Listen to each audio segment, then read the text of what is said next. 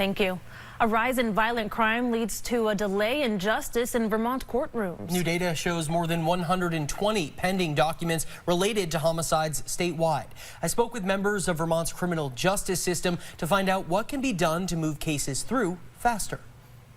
In the last few years, the number of homicides in Vermont has increased to levels not seen since the early 90s. When we look at how one homicide can ripple through a whole system, it means that all the other criminal activity takes a backseat. When comparing 10-year averages for homicides in the state, from 2001 to 2010, Vermont averaged 11 homicides per year. In the next decade, the number rose to 12. But in the last 5 years alone, the state has averaged 22 per year. Part of that increase we've absolutely seen tied to our hospitable drug marketplace and the prevalence of firearms. Right now in Vermont, the state's attorneys and sheriff's department says there are roughly 120 pending homicide cases. That includes murder, attempted murder, conspiracy, and accessory to murder charges. These cases are piled on top of thousands of nonviolent misdemeanor cases. Prosecutors say homicide cases take more time to resolve. There are usually,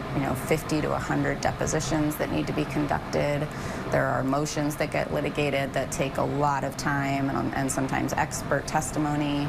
And then the trials themselves can be really long and complicated. Chittenden County State's Attorney Sarah George says her office will close most of the pending homicide dockets within the next 6 months by trial or other resolution. Most recently, in the 2019 case for Alfred Wisher, who was sentenced on second-degree murder charges this week after taking a plea deal. The court is every day of the week going to prioritize a homicide or a violent felony over a nonviolent misdemeanor. And without a lot of options, I think that that's the most appropriate thing for them to do. So what can be done to speed up the court process? On average, Vermont's prosecutors are handling roughly 450 cases each. They're calling for more resources. Having more dedicated opportunities and spaces for our misdemeanor cases so that they're not competing with the homicides, because one of the deterrents to crime is the ability to move the case quickly.